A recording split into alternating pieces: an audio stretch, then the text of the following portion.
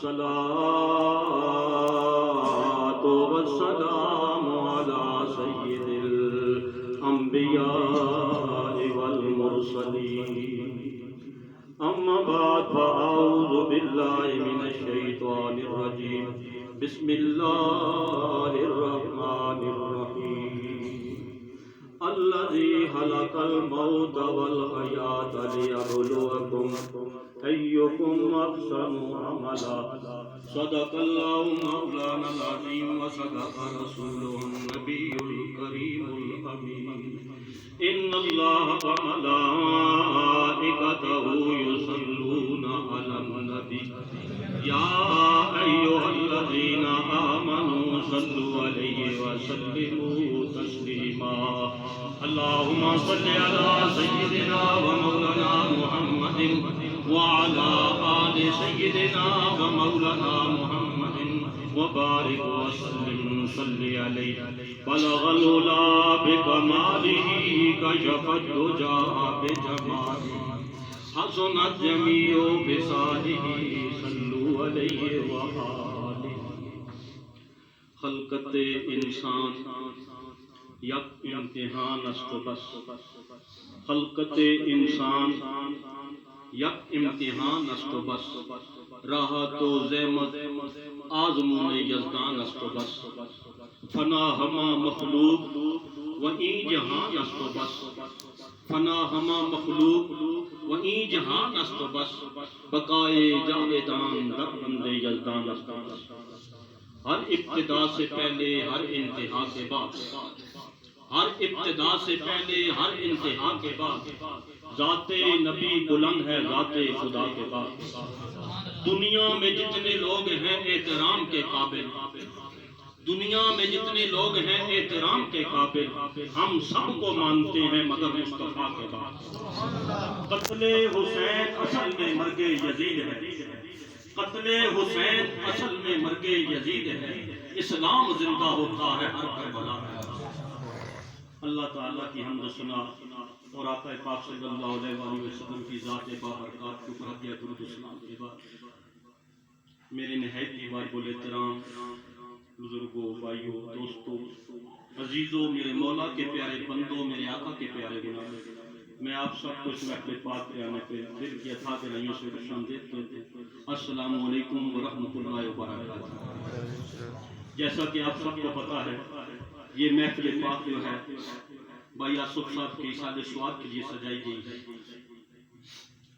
ہمارے بڑے پیارے محترم بھائی تھے اللہ والوں سے پیار کرنے والے محبت کرنے والے عقیدت رکھنے والے تھے جن کو اللہ والوں کا ادب نصیب ہو جائے جن کو عقیدت نصیب ہو جائے جن کو نسبت نصیب ہو جائے وہ مقدر کے سکندر ہوتے ہیں ایک لمحہ بھی جسے ادب نصیب ہو جائے وہ بھی بڑا مقدر والا ہوتا ہے جسے ساری زندگی ہی اس ادب میں نصیب ہو جائے اس عقیدت میں نصیب ہو جائے اس کے مقدر کا پھر کیا کہنا الحمدللہ ایک تو وہ نسبت والے عقیدت والے محبت والے بھی تھے دوسرا الحمدللہ انہوں نے پیچھے جو اپنی اولاد چھوڑی ہے نا مجھے پتہ چلا ہے کہ ماشاءاللہ انہوں نے اپنے بیٹے کو اللہ پاک کا کلام بھی یاد کرایا آپ نے اور میں نے سنا ہوگا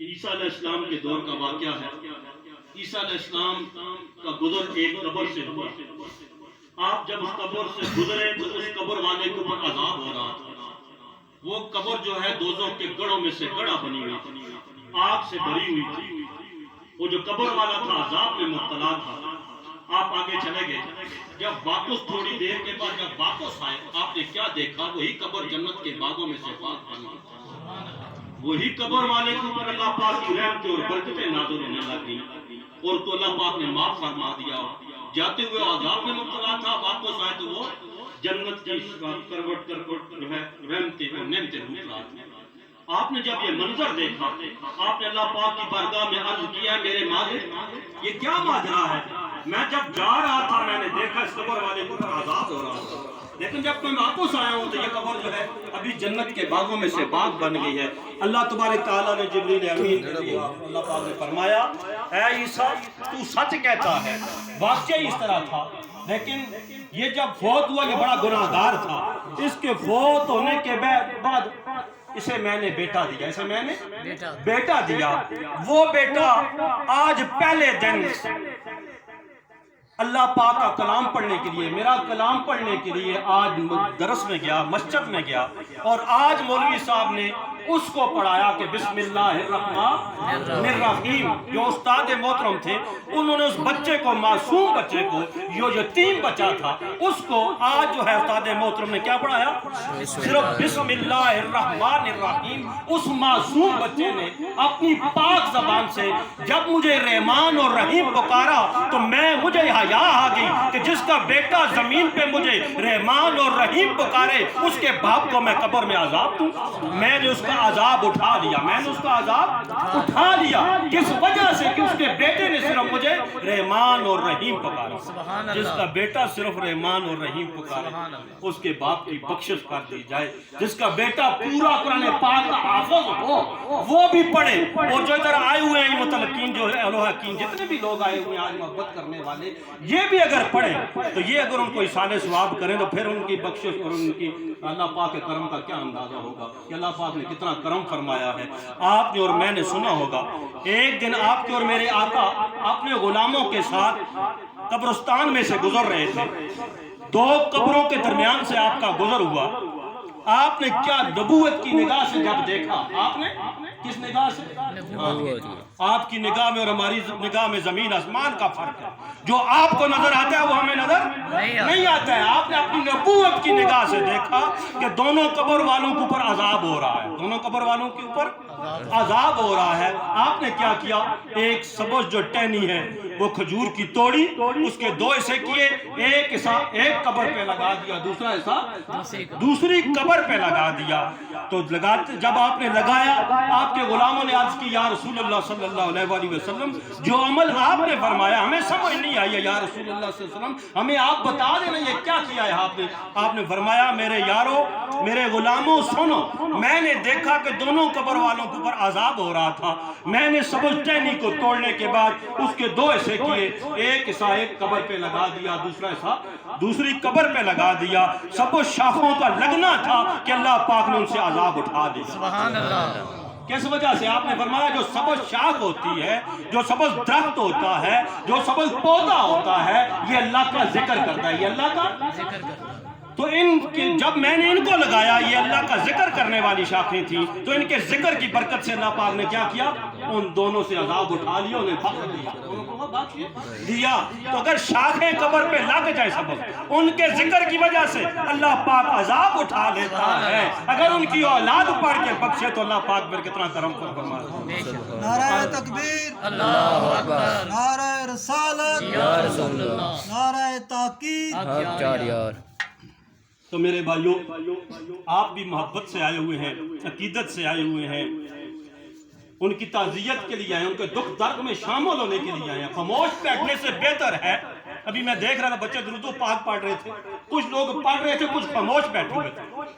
آج اگر درود پاک نہیں پڑھیں گے تو کل پڑھیں گے جب قبر میں چلے جائیں گے، جب زبانیں بند ہو جائیں گی، تالے لگ جائیں گے، پھر درود پاک پڑھیں گے۔ آج وقت ہے، اللہ نے ہمیں موقع دے دیا ہے۔ اللہ تے نبی نو تو کے منہ وکھا سے، اشرف تو کیڑا بہانہ بڑا سے، اے موقع خدا تے ہے دتا بنجا نہیں، اے دنیا ہے فانی اس کرنی وفانی۔ اگر درود پاک پڑھنے سے بندہ شرمائے، کل جب ادھر وقت آئے گا نا، ہر بندہ کوشش کرے گا یا رسول اللہ میں بھی آپ کو امتی ہوں، میری بھی خبر لے لیں۔ پیر میرے لیے سرکار فرماتے ہیں کچھ ترکڑی تولن دی، چپ کر میرے لیے تھے جانی بولن دی۔ جب ترکڑی تل جائے گی تو پھر کیا ہوگا؟ جب ہم قبر میں پہنچیں گے تو پھر کیا ہوگا؟ جب ہم حشر میں پہنچیں گے تو پھر کون بچائے گا؟ جس کے اوپر درود پاک پڑھنے سے آج ہم شرما رہے ہیں، اسی ہستی نے ہمیں بچانا ہے، اسی ہستی نے قبر میں بھی اسی ہستی نے آنا ہے، پولیس رات میں بھی اسی ہستی نے کھڑا ہونا ہے۔ جب پیاس لگے گی آب کوثر کے جام بھی اسی ہستی نے پلانے ہیں۔ جب اعمال ہمارے تل رہے ہوں گے اس وقت بھی کھڑا کون ہوگا پاس؟ ایسے غمخوار نبی کسی امت کو نہیں ملے، ایسے درد والے، ایسے غم والے کسی امت کو کوئی ایسا وارث نہیں ملا جیسا اللہ پاک نے ہمیں عطا فرما دیا ہے۔ تو ہمیں تو ہر وقت، ہر لمحہ، رات دن اپنی زبانوں کو آقا پاک صلی اللہ علیہ وسلم کے درود پاک سے تر رکھنا چاہیے، تر، صرف ایک دفعہ نہیں، جبریل امین نے عرض کی یا رسول اللہ صلی اللہ علیہ وآلہ وسلم اللہ پاک نے مجھے اتنی طاقت دی ہے، اتنا علم عطا کیا ہوا ہے، اتنی فراست عطا کی ہے کہ میں سمندر کے قطروں کو گن سکتا ہوں، سمندر کے قطروں کو گن سکتا ہوں، یہ ریت کے ذروں کو میں گن سکتا ہوں، شمار کر سکتا ہوں، یہ پتوں کو، درختوں کے ساتھ جو پتے ہیں ان کا شمار بھی میں کر سکتا ہوں، لیکن یا رسول اللہ صلی اللہ علیہ وآلہ وسلم جو آپ کا امتی محبت ادب اور عقیدت سے آپ کی بارگاہ میں درود پیش کرتا ہے، اللہ پاک جو اسے اجر عطا فرماتا ہے وہ میں شمار نہیں کر سکتا۔ نعرہ تکبیر، اللہ اکبر، نعرہ رسالت، یا رسول اللہ، نعرہ حیدری۔ یا علی۔ تو میرے بھائیوں آج موقع ہے، کوئی پتہ نہیں ہے کس وقت یہ زندگی کے سانس جو ہیں یہ ختم ہو جائیں، کس موڑ پہ زندگی ہماری تمام ہو جائے، کوئی پتہ نہیں ہے۔ آنے کی ترتیب ہے، جانے کی باپا ادھر ہی رہ جاتا ہے، باپ ادھر رہ جاتا ہے، دادا ادھر رہ جاتا ہے، ہو سکتا ہے بیٹے اور پوتے کو بلاوا پہلے آ جاتا ہے۔ یہ نہ سمجھے بندہ کوئی ہو سکتا ہے میں جوان ہوں گا، بوڑھا ہوں گا، پھر موت آئے گی۔ آگاہ اپنی موت سے کوئی بشر نہیں، سامان 100 برس کا پل کی خبر نہیں۔ میں نے آپ کے سامنے قرآن مجید فرقان حمید کی جو آیہ مبارکہ تلاوت فرمائی ہے، الحمدللہ الحمدللہ ثم الحمدللہ۔ آپ سارے پڑھے لکھے حضرات بیٹھے ہوئے پڑھتے بھی رہتے ہیں، سنتے بھی رہتے ہیں۔ قرآن پاک کو پڑھنا بھی ثواب ہے، سننا بھی ثواب ہے، سمجھنا بھی ثواب ہے، لیکن قرآن پاک کا مقصد ابھی بھی پورا نہیں ہوا ہے۔ مقصد اس وقت پورا ہوتا ہے جو پڑھا ہے، جو سمجھا ہے، جو سنا ہے، اس کو کیا کرنا ہے؟ اپنے عمل سے ثابت کرنا ہے، اپنے عمل سے۔ زندگی عمل سے بنتی ہے، جنت بھی جہنم بھی، یہ حاکی اپنی فطرت میں نہ نوری ہے نہ ناری۔ ثواب تو مل جاتا ہے، بندہ پڑھ لے تب بھی ثواب مل جاتا ہے، دیکھ لے ثواب مل جاتا ہے، بوسہ دے دے تب بھی ثواب مل جاتا ہے، سمجھ لے ثواب اس وقت بھی مل جاتا ہے، یہ ثواب تو سن لے تب بھی مل جاتا ہے، لیکن مقصد اس وقت پورا ہوتا ہے جو پڑھا ہے، جو سمجھا ہے، جو سنا ہے، اس کے اوپر عمل کر لیا جائے۔ تو اللہ تبارک تعالیٰ کیا فرماتے ہیں اپنے پاک کلام میں؟ الذی خلق الموت والحیات لیبلوکم ایکم احسن عملا۔ وہی ذات ہے جس نے پیدا کیا کس کو؟ پہلے موت کا ذکر ہے، پہلے الذی خلق الموت، موت کا ذکر پہلے ہے، زندگی کا بعد میں، تاکہ آنے والے کو پتہ چل جائے، پیدا ہونے والے کو پتہ چل جائے جو پیدا ہونے والا ہے، جس نے آنا ہے، اس نے ایک دن واپس بھی میری بارگاہ میں آنا ہے۔ موت بھی اسی کے لیے ہے جو پیدا ہوتا ہے، جو دنیا میں آتا ہے، اسی واپس بلایا جاتا ہے، اسی واپس بلایا جاتا ہے۔ الذی خلق الموت، وہی رب ہے، وہی ذات ہے جس نے پیدا کیا کس کو؟ موت کو، والحیات، پھر ہمیں زندگی عطا فرمائی، پھر کس لیے؟ ایکم احسن عملا، تاکہ میں دیکھوں تم میں سے کون ہے جو اچھے عمل کرتا ہے، جو نیک عمل کرتا ہے، میری رضا میری چاہت کے مطابق زندگی گزارتا ہے، تم میں سے کون ہے۔ اس لیے اللہ پاک نے ہمیں پیدا فرمایا۔ کون سے عمل کرتا ہے؟ اللہ پاک کو کس عمل کی ضرورت ہے؟ اچھے عمل کی۔ جو اچھے عمل کرتے ہیں، کر رہے ہیں، مبارک ہو انہیں۔ جو ابھی تک اچھے نہیں کر رہے ہیں ان کے لیے اللہ پاک نے موقع دیا ہے۔ اس برے عمل کے لیے اللہ پاک نے ہمیں پیدا نہیں کیا ہے۔ یہ کس نے حکم دیا ہے؟ برے عمل کا حکم کس نے دیا ہے؟ اللہ رسول نے ہمیں حکم تو نیک عمل کا دیا ہے، برے عمل کا حکم کس نے دیا ہے؟ اگر کوئی برے کر رہا ہے، یہ کس کے حکم پہ چل رہا ہے؟ یہ کس کا بندہ ہے؟ اگر اللہ کا بندہ ہوتا، آقا پاک صلی اللہ علیہ وسلم کا غلام ہوتا تو پھر اچھے عمل کرتا۔ اگر برے عمل کر رہا ہے پھر بندہ کس کا ہے؟ دو طاقتیں وہ بھی ہیں، یہی بھی دو طاقتیں، ادھر بھی دو طاقتیں اچھے عمل کرانے کے لیے بھی، جو برے عمل کرتے ہیں ادھر بھی دو طاقتیں ہیں، ادھر اللہ اور رسول ہے، ادھر کون ہے؟ نفس اور شیطان ہے، نفس اور شیطان ہے۔ اگر اللہ رسول کا بندہ وہ نہیں ہے تو پھر بندہ نفس اور شیطان کا ہو سکتا ہے۔ اگر برے عمل کر رہا ہے، غور کرے، بندہ جب آنکھ کھولتا ہے اس کا عمل شروع ہو جاتا ہے، صبح آنکھ کھلتی ہے نا جب بسترے سے اٹھتا ہے، اس کا عمل شروع ہو جاتا ہے، اس کا دیکھنا بھی عمل، اس کا بولنا بھی عمل، اس کا چلنا بھی عمل، اس کا کھانا بھی عمل، اس کا پینا بھی عمل، اس کے سارے معاملات کاروبار کرنے سارے کے سارے عملوں میں آتا ہے۔ لیکن نیک عمل کون ہوتا ہے؟ جو اللہ کا ہر حکم آقا پاک صلی اللہ علیہ وسلم کی محبت اور اتباع میں کیا جائے، محبت اور اتباع میں کیا جائے، اسے نیک عمل کہتے ہیں۔ اور عملوں کا دار و مدار کس پہ ہے؟ بس وقت تھوڑا کم ہے، یہ باتیں جو ہے دل کے کانوں سے سنی، یہ تقریر نہیں ہے، میں تقریر کے لیے نہیں آیا۔ الحمدللہ تقریریں آپ سنتے رہتے ہیں، موبائل کو کھولیں، نیٹ کو کھولیں، جو تقریر سننا چاہے آپ کو تقریر مل جائے گی، تقریر کی کوئی کمی نہیں، آپ کے جیب میں پڑی ہوئی ساری تقریریں۔ لیکن میرے آنے کا مقصد کیا ہے؟ صرف ایک التجا ہے اس مالک کی بارگاہ میں، آقا پاک صلی اللہ علیہ وسلم کی حضور، کہ اللہ کرے کہ تیرے دل میں اتر جائے میری بات، اتر جو دل کے کانوں سے سنتا ہے، دل کے دروازے کھولتا ہے، اللہ پاک اس کے دل میں وہ فیض ڈال دیتا ہے۔ سبحان اللہ۔ بارش برس رہی ہے، برتن الٹا پڑا ہوا ہے، اس میں ایک قطرہ بھی نہیں آئے گا، ایک قطرہ بھی نہیں آئے گا۔ جو برتن سیدھا ہے، منہ کھلا ہوا ہے اس کا، اگر ایک بوند بھی آئے گی اسی کے اندر آ جائے۔ تو میرے بھائیو، دل کے دروازے جو کھول کے بیٹھتے ہیں، اللہ پاک انہیں فیض بھی عطا فرماتے ہیں، ان کے دلوں کو اللہ پاک روشن کر دیتے ہیں، ان کے دلوں کو بیدار کر دیتے ہیں، ان کے دلوں کو زندہ کر دیتے ہیں، ان کے دلوں کو اللہ پاک کیا کرتے ہیں؟ پاک کر دیتے ہیں، جو اس چیز کے تعلق ہوتے ہیں، جو دل سے منگتے بن کر بیٹھتے ہیں، منگتے بن کر۔ تو پھر کیا ہے؟ میں عرض کر رہا تھا کہ عملوں کا دار و مدار کس پہ ہے؟ نیتوں پہ۔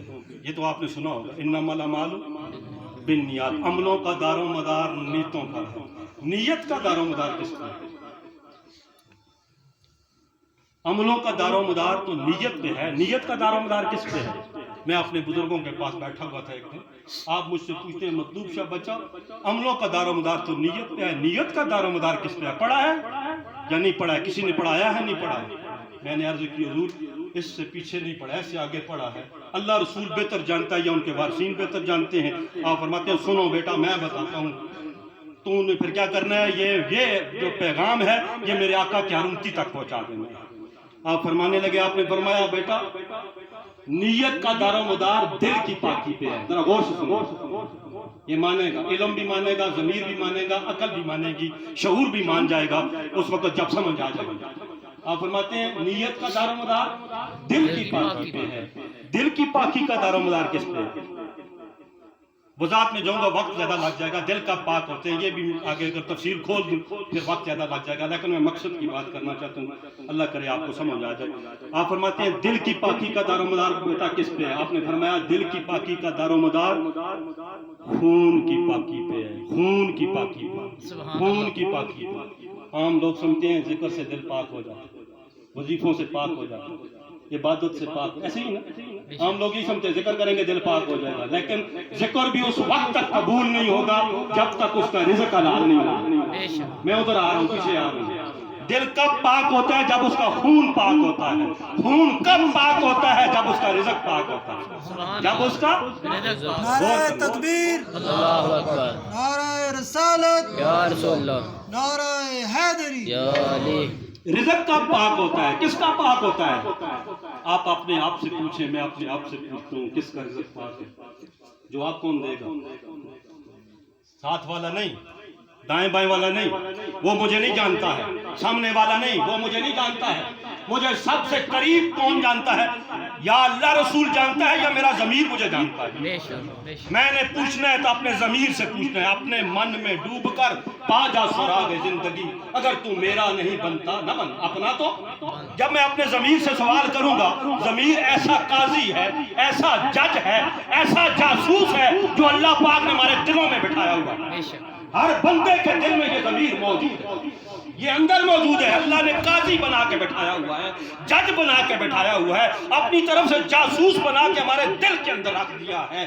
اگر ضمیر پاس کر دے تو مبارک ہو، بے شک۔ اگر ضمیر آپ کو کہتا ہے واقعی رزق پاک ہے تو پھر مبارک ہو، اگر نہیں کہتا ہے، نہیں مانتا ہے، اگر آج ضمیر پاس نہیں کرتا ہے تو اللہ کی عدالت میں کون پاس ہو جائے گا؟ بے شک۔ کل ہو جائیں گے ہم۔ آج ضمیر کی عدالت میں اگر ہم پاس نہیں ہو سکتے، اللہ کی عدالت میں ہم پاس نہیں ہو سکیں گے۔ آج پاس ہونا ہے تو اپنے ضمیر کی عدالت میں، جب ضمیر سے پوچھے جواب آ جائے گا۔ اگر ضمیر کہہ دے کہ رزق تیرا حلال ہے تو مبارک ہو، کامیابی تیرا حق ہے، کامیابی تیرا حق ہے۔ اگر ضمیر نہ مانے، ابھی بھی وقت ہے، ابھی بھی توبہ کرنے کا بھی وقت ہے، آج ہم توبہ کر لیں، رزق حلال کمائیں، رزق حلال کھائیں، رزق حلال کھلائیں۔ قسم ہے اس ذات کے اوپر جو رزق حلال کماتا ہے، جو کھاتا ہے، جو کھلاتا ہے، نہ وہ عام ہوتا ہے دنیا میں، نہ اس کی اولاد عام ہوتی ہے۔ بے شک ہاں، جنہوں نے رزق حلال کمایا، جنہوں نے کھایا اور جنہوں نے کھلایا، ان کے بیٹے جب پیدا ہوتے ہیں کائنات میں، پھر حسن و حسین بنتے ہیں، پھر حسن اور حسین بنتے ہیں کائنات میں، جن کے ماں باپ رزق پاک کھاتے ہیں، پاک کماتے ہیں، پاک کھلاتے ہیں، ان کے بیٹے حضور غوث اعظم جیسی ہستیاں بنتی ہیں، ان کے بیٹے پیر میر علی شاہ سرکار جیسی ہستیاں بنتی ہیں۔ یہ سارا کا سارا فیض پاکی کا ہے، رزق حلال کا ہے۔ اگر میں تفسیر میں جاؤں، مثالیں دینے لگ جاؤں تو وقت زیادہ لگ جائے گا، تو پھر آپ فرماتے ہیں رزق حلال کون کھاتا ہے؟ جس کی تربیت پاک ہوتی ہے، جس کی تربیت پاک۔ ہاں، حسنین کریمین کو ماں کی تربیت کیسی ملی؟ قربان جاؤں، جو زمانے کو پاک کرنے کے لیے آئے، ان کی اپنی پاکی کا کیا کمال ہوگا؟ جو زمانے کو پاک کرنے کے لیے آئے، ان کی اپنی پاکی کا کیا کمال ہوگا؟ تو حسنین کریمین کی جب تربیت آقا پاک صلی اللہ علیہ وسلم کی لاڈلی بیٹی نے فرمائی، تو پھر وہ بیٹے کیسے بنے؟ میں بات کرتا ہوں سمجھانے کے لیے۔ حضور غوث پاک کے والد وہ سیب جو ہے بہتا جا رہا ہے نہر میں، وہ اٹھا کے کھا لیا۔ میں پورے واقعے کی طرف نہیں جاؤں گا۔ تو پھر کتنی پاکی کا کتنا خیال ہے، کتنی پاکی ہے اندر۔ تو پھر اس سیب کے پیچھے پھر کیا کیا آپ نے سنے نا واقعات آپ نے علماء کرام سے۔ تو پھر بیٹا پیدا ہوا تو کیسا پیدا ہوا؟ زمانہ جانتا ہے یہ ساری کی ساری تاثیر، یہ سارا کا سارا اثر اس پاکی کی وجہ سے۔ تو کائنات کو پھر آپ نے صرف ایک نے نہیں، کروڑوں کو پاک کیا۔ حضور غوث پاک کی خدمت میں جو ہے کروڑوں لوگ پاک ہو گئے۔ میاں صاحب فرماتے ہیں آل نبی تے اولاد علی دی، آل نبی تے اولاد علی دی، صورت شکل شاہاں دی، نام لیاں لکھ پاپ نہیں رہندے، میل اندر دی جاندی۔ وہ اتنے پاک تھے، اتنے پاک تھے کہ ان کا نام اگر کوئی محبت سے لے لیتا ہے، اس کے پاپ بھی دھل جاتے ہیں، اس کے گناہ بھی پاک ہو جاتے ہیں، وہ بھی پاک ہو جاتے ہیں، صرف محبت سے نام لے لے۔ اتنے پاک ہیں، کس وجہ سے؟ ان کو پاک نسبت ملی، ان کو پاک تربیت ملی۔ پاک تربیت کن کو ملتی ہے؟ جن کی نسبت پاک ہوتی ہے۔ میں فکرہ مکمل کرتا ہوں، دل کی تختی پہ یہ الفاظ لکھنے والے ہیں، اگر یاد رہیں، عمل کر لیں تو میرے لیے بھی دعا کر لیں انشاءاللہ العزیز۔ جس کی نسبت پاک ہو اس کی تربیت پاک ہوتی ہے، جس کی تربیت پاک ہو اس کا رزق پاک ہوتا ہے، جس کا رزق پاک ہو اس کا خون پاک ہوتا ہے، جس کا خون پاک ہو اس کا دل پاک ہوتا ہے، جس کا دل پاک ہوتا ہے اس کی نیت پاک ہوتی ہے، جس کی نیت پاک ہوتی ہے اس کا عمل صالح ہوتا ہے، اس کا عمل مقبول ہوتا ہے۔ جو صالح اور مقبول عمل ہو ادھر اس بندے کو نجات نصیب ہو جاتی ہے۔ سبحان اللہ، اللہ اکبر، یا رسول اللہ، یا علی۔ تو میرے بھائیوں، عرض کرنے کا مقصد حضور سلطان بہو رحمت اللہ علیہ فرماتے ہیں ہم باہر سے جسم کو پاک کر لیتے ہیں۔ آپ فرماتے ہیں جے رب نہ تیاں تو تیاں ملدا تے ملدا ڈڈواں مچھیاں ہوں۔ سبحان اللہ، جے رب نہ تیاں، باہر سے ہم وضو کر لیتے ہیں، لیکن خون کو کون پاک کرے گا؟ دل کو کون پاک کرے گا؟ رزق کو کون پاک کرے گا؟ جب تک یہ چیزیں پاک نہیں ہوں گی بندے کو حقیقی پاکی نصیب نہیں ہوتی۔ عارضی پاکی مل جاتی ہے وضو سے، غسل سے، حقیقی پاکی نہیں ملتی۔ آپ فرماتے ہیں جے رب نہ تیاں تو تیاں ملدا تے ملدا ڈڈواں مچھیاں ہوں۔ جے رب والا لمیاں ملدا تے ملدا پیڑاں سسیاں ہوں۔ جے رب راتی جاگیاں ملدا تے ملدا کاڑ کڑچیاں ہوں۔ جے رب جتیاں ستیاں ملدا تے ملدا دانداں کسیاں ہوں۔ رب انہاں نو ملدا باہو نیتاں جنہاں دیاں اچھیاں ہوں۔ رب کن کو ملتا ہے؟ صرف نانے دھونے سے رب نہیں ملتا ہے۔ اگر ملتا تو ڈڈوؤں مچھیوں کو سب سے پہلے مل جاتا۔ صرف بال لمبے رکھنے سے رب نہیں ملتا ہے۔ کس کو ملتا ہے؟ آگے اگلے آخری مصرے میں آپ بتا دیتے ہیں۔ صرف بال لمبے رکھ کر بندہ کہے کہ میں بڑا نیک ہو گیا ہوں، یہ نیکی شرط نہیں ہے، یہ کوئی پہچان نہیں ہے اس کی نیکی کی۔ آپ تیسری مثال کیا دیتے ہیں؟ راتی جاگیاں، جو رات کو جاگتے ہیں سمجھتے ہیں کہ ہم بڑے نیک ہو گئے ہیں۔ رات کو بڑی مخلوق جاگتی ہے، اور بھی کتا بھی جاگتا ہے نہیں، بیمار بھی جاگتا ہے، چوکیدار بھی جاگتا ہے، چور بھی جاگتا ہے، ڈاکو بھی جاگتا ہے، جاگتے ہیں نا سارے، یہ سارے جاگتے ہیں، جوگی بھی جاگتا ہے، عملیات کرنے والا جادوگر بھی جاگتا ہے رات کو، انا گھگو بھی جاگتا ہے، چمگادڑ بھی جاگتی ہے نہیں جاگتی، سارے اپنی خوراک کے لیے، اپنی ذات کے لیے جاگتے ہیں۔ اللہ کے لیے کون جاگتا ہے؟ اللہ کے لیے چلے جو کاٹتا ہے وہ بھی آپ، اللہ کے لیے نہیں، وہ بھی اپنے لیے کاٹتا ہے، وہ بھی کس لیے کہ میں عمل بن جاؤں، مجھے اس چیز کو دسترس ہو جائے، اس لیے جاگتا ہے۔ آپ فرماتے ہیں جاگنے سے بھی اللہ پاک نہیں ملتا ہے، اگر جاگنے سے ملتا ہے تو کتے سب سے زیادہ جاگتے ہیں، کتے سب سے جاگتے ہیں، زیادہ جاگتے ہیں۔ بلے شاہ سرکار فرماتے ہیں اٹھیو بلیا جاگ، نہیں تے بازی لے جان گے کتے تینتھی اٹھتے، مالک دا در چھوڑ دے نہیں توڑے سہ سے مارے جتے تینتھی اٹھتے، اٹھ بلیا یار منا لے، نہیں تے بازی لے جان گے کتے تینتھی اٹھتے۔ تو بات عرض کرنے کا مقصد یہ صرف یہ بات نہیں ہے، آپ فرماتے ہیں سارے اعمال تیرے سونے پہ سہاگا بن جائیں گے جب نیت تیری پاک ہو۔ سبحان اللہ۔ رب انہوں ملتا باہو نیتا جنہ دیاں اچھیاں ہوں۔ تو میرے بھائیوں عرض کرنے کا مقصد یہ ہے، اگر عمل بندہ چاہتا ہے میرا نیک ہو جائے تو میں نے آپ کو بتا دیا نیک عمل کب بندے کا ہوتا ہے۔ اللہ پاک ہمیں پاک نسبتیں عطا فرمائے، اللہ پاک ہمیں پاک تربیت نصیب فرمائے، اللہ پاک ہمیں پاک رزق نصیب فرمائے، اللہ پاک ہمیں پاک خون نصیب فرمائے، اللہ پاک ہمیں پاک قلوب پاک دل نصیب فرمائے، اللہ پاک ہمیں پاک نیتے نصیب فرمائے۔ اس کے بدلے اللہ پاک پھر کیا کریں گے؟ ہمیں اچھے اعمال عطا فرمائیں گے۔ آقا پاک صلی اللہ علیہ وسلم کا فرمان پاک ہے، میری امت کے اوپر ایک وقت ایسا ہے لوگ مال کی محبت کریں گے، مال سے محبت کریں گے، مال سے آج دیکھنا یہ وہ دور تو نہیں آ گیا۔ آپ فرماتے ہیں لوگ مال سے، میری امت مال سے محبت کرے گی، لوگ مال سے محبت کریں گے لیکن اصحاب کو بھول جائیں گے، اصحاب کو ہاں مال تو آج کمار ہے انسان جیسے بھی ہے، حلال آتا ہے حرام آتا ہے، کٹھا کر رہا ہے لیکن اصحاب کو بھولا ہوا ہے، کس نے اصحاب بھی دینا ہے۔ محشر کے دن پتہ ہے کتنے سوال ہونے؟ 5 سوال۔ اتنا لمبا سلیبس نہیں ہے، زیادہ کورس نہیں ہے۔ آج تو پریپ کا بچہ ہو، پلے کا بچہ ہو، اتنا بڑا بیگ اس کی پیٹھ کے اوپر رکھ دیا جاتا ہے وہ اٹھا ہی نہیں سکتا ہے، لیکن ساری امت کے لیے سبق ہے۔ 3 قبر کے سوال ہیں، 5 عصر کے سوال ہیں، عشر کے سوال ہیں، بس یہ سلیبس مکمل ہے۔ جس نے تیاری کر لیا مرنے سے پہلے مبارک۔ 3 قبر کے سوال پتہ ہے، 5 عشر کے ہیں، اور عشر میں جو اہم سوال ہے وہ یہ پوچھا جائے گا مال کیسے کمایا ہے، مال کیسے کمایا ہے، اگر کمایا ہے حلال کا ہی کما لیا ہے تو پھر خرچ کدھر کیا ہے؟ کیا عیاش اولاد کو دے کر آ گیا ہے، اولاد کو عیاش بنا کے آ گیا ہے جو عیاشی کرے، یا غریبوں مسکینوں میں تقسیم کر کے آیا؟ سبحان اللہ۔ یہ بھی پوچھا جائے گا اگر مال کمایا ہی حلال کا ہے پھر خرچ کدھر کیا؟ یہ 2 سوال محشر کے دن اہم سوال ہوں گے بندے سے۔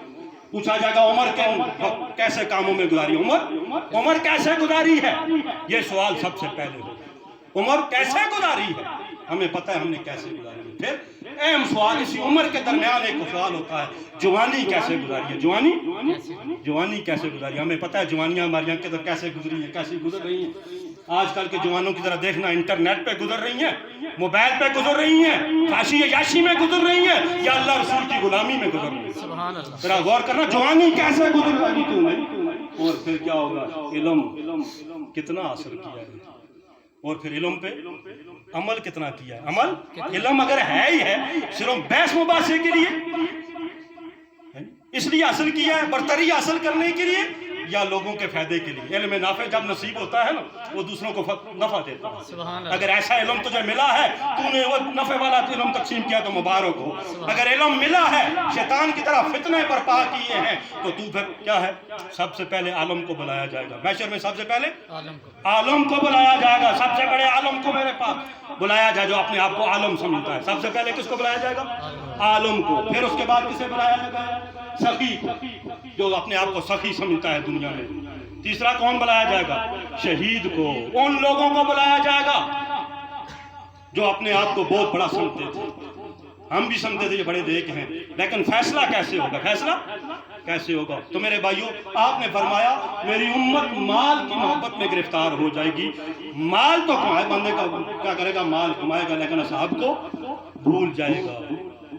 مال بنائیں گے، مکان بنائیں گے، ایک دوسرے سے آگے بڑھیں گے لیکن قبر کو بھول جائیں گے، قبر کو بھول جائیں گے۔ میری امت پہ وقت آئے گا، وہ وقت آ گیا ہے، لوگ کس کے پیچھے لگے، کیا بنا رہے ہیں؟ 2.5 गज की जो जमीन है उसके बारे में कोई सोच नहीं है। इधर 10-10 कनाल पे उसने माल बनाए हुए हैं। क्या फायदा इस माल का? फायदा तो उसका है जिसकी कब्र बन जाए, जिसकी कब्र रोशन हो जाए। कब्र कैसे रोशन होती है? माल कमाने से, पैसा कमाने से, बंगले बनाने से, कोठियां बनाने से नहीं। मेरे भाइयों, आपके और मेरे आका की जिंदगी हमारे लिए बेहतरीन नमूना है, बेहतरीन। लक़द कान लकुम फी रसूलिल्लाहि उस्वतुन हसन।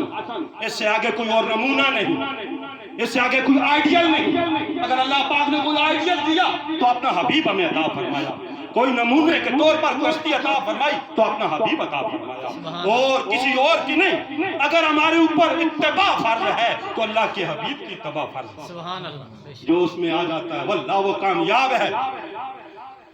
गुलामी मोहम्मद दीन हक की शर्त अव्वल है, अगर हो इसमें खामी तो सब कुछ नामुकम्मल। सुभान अल्लाह। क्या फिर आप फरमाते हैं लोग दुनिया से मोहब्बत करेंगे, लोग दुनिया से आखिरत को भूल जाएंगे, आखिरत को भूल जाएंगे। आज कहीं वो वक्त तो नहीं आ गया? हम किससे मोहब्बत कर रहे हैं, किसको भूल गए हैं? क्या बना रहे हैं, किसको हम छोड़ गए हैं? आज हम क्या कमा रहे हैं और किसको हम बुला बैठे हैं? वक्त तो मेरे सामने है, आपके सामने है। माल की मोहब्बत में असहाब को भूल गए, दुनिया की मोहब्बत में आखिरत को भूल गए, मकान और बंगले और कोठियों की मोहब्बत में कब्र को भूल गए। आज वो वक्त आ गया। ये महफिलें ऐसे नहीं होती है, कोई रस्मी महफिल नहीं है, सिर्फ खाने के लिए नहीं है, सिर्फ हाजिरी के लिए, मुंह दिखावे के लिए नहीं है। वल्लाह बहुत कुछ है इसके अंदर। अगर कोई लेना चाहे, कोई हासिल करना चाहे तो बहुत कुछ है। शेख सादी रहमतुल्लाह अलैह फरमाते हैं लोग आलमों से सबक नहीं हासिल कर सके, किताबों से नहीं हासिल कर सके, हमने तो जाहिलों से भी सबक हासिल कर लिया। जाहिल गुमराह लोगों से भी हमने सबक हासिल कर लिया। कैसे? हमने देखा कि अल्लाह रसूल ने इसे मना किया है, ये शराब पी रहा है, थोड़े दिनों के बाद रिजल्ट आ जाता है, वो सारा सामने आ जाता है। शराब अगर पी रहा है तो क्या हो गया उसके साथ? अगर किसी और गुनाह के गंदगी के अंदर वो बर्पा है, कर रहा है, फिर हमें वो सामने आज दुनिया खुली किताब है, दुनिया खुली किताब है। ये लोग खुले सबक हमें दे रहे हैं, हम सीख सकते हैं। एक रास्ता रहमत का है, एक रास्ता लानत का है। बात मैं खत्म करता हूँ, दुआ का वक्त हो गया। एक रास्ता रहमत